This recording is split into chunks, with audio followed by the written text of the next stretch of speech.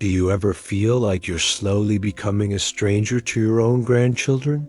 Like you're watching them drift into a world you no longer recognize, with their phones, their strange slang, their fast-changing ideas, and you wonder, where did I go wrong? Why don't they talk to me like they used to? Let me ask you this.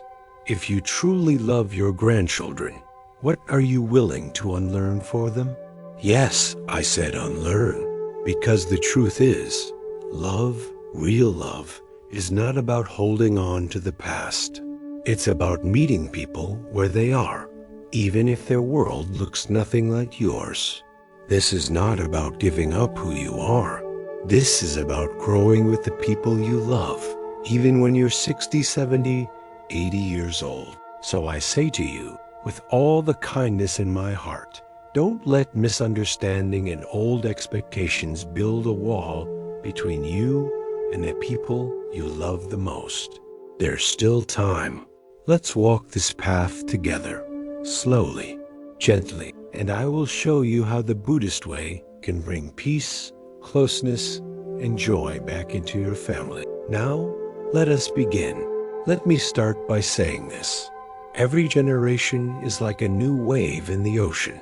You might be the calm tide, moving with grace and steadiness.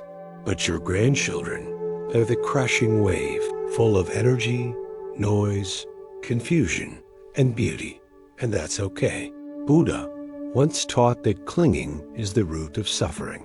And many grandparents, without realizing it, cling to the past, to how children used to be raised, to what respect used to look like, to how conversations used to feel. But your grandchildren, they are growing in a world you didn't grow up in. What if, instead of clinging, you learned to observe with curiosity? What if, instead of correcting, you asked questions? What if, instead of saying, "In my time, we didn't do that," you said, "Help me understand what that means to you"? This is compassion. This is presence.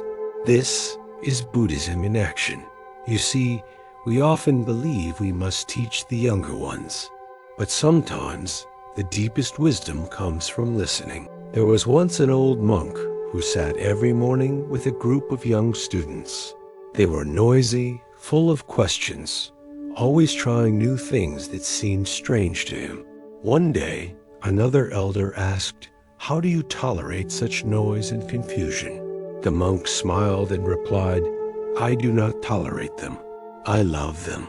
And where there is love, there is no need to tolerate, only to be present. That is your gift as a grandparent. Your presence, your calm, your warmth. But it's not enough to just be there. You must be open. Your grandchildren might dress differently, speak differently, believe differently, but underneath it all, they still want the same things you wanted when you were young: to be seen, to be heard, to be loved without conditions. Now, let's talk about one of the most painful things I hear from people your age. They don't visit anymore. They never call. I raised them, and now they don't even care. And to that, I say, I understand. Your heart hurts. You gave so much. You made sacrifices. And now it feels like you've been forgotten. But remember this teaching from the Buddha. Expectations are premeditated disappointments. If you give love expecting something in return, that is not pure giving. That is a contract. True giving, the kind that nourishes the soul, expects nothing.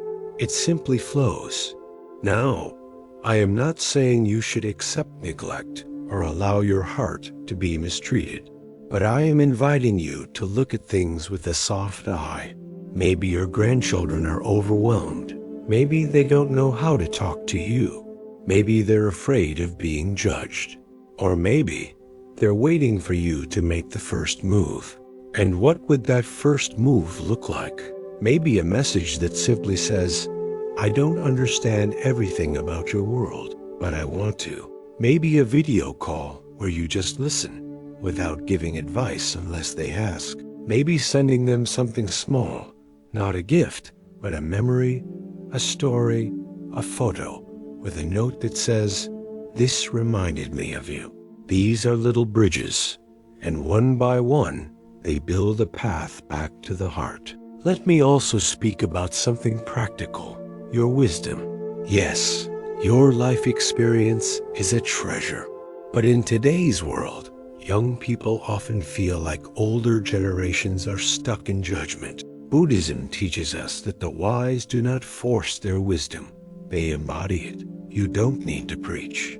Just live with kindness, openness, and humility. They will feel it. And when they feel it, they will come closer. And now, something else many of you might not expect me to say. Your relationship with your grandchildren also affects your health. Yes, truly. Bitterness, loneliness, regret. These things age the body and burden the heart.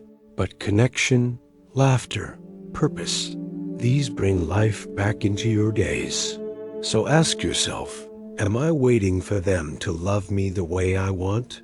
Or am I loving them in the way they need? Because those are two very different paths.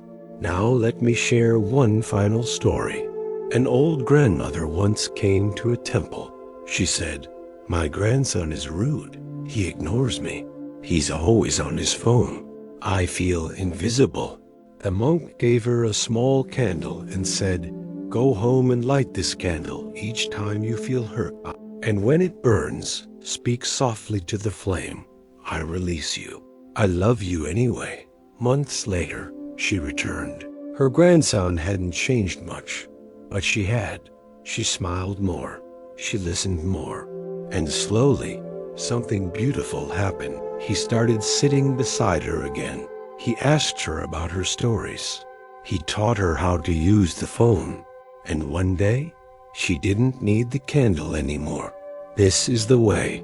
If you love your grandchildren, don't try to pull them into your world. Learn to walk gently into theirs. You have more power than you know, not by force, but by presence. Let your love be like the sun, warm, constant, and unconditional, because in the end, it's not the words you said, not the gifts you gave, but the way they felt when they were around you. That is what they will carry for the rest of their lives. Thank you for being here. Thank you for choosing to walk the path of wisdom and love. If this message touched your heart, I invite you to stay with us on this journey. There are many more teachings waiting for you, gentle ones, powerful ones, all meant to guide you toward peace, joy, and deeper connection. So please, take a moment now to support this space. Like this video if it brought you peace. Subscribe to the channel if you want more teachings like this. And if you know another grandparent who might be struggling, share this with them. Because sometimes, a few kind words can heal a heart that's been hurting in silence. May you be well. May you be peaceful. And may your love shine brightly in the lives of those you cherish.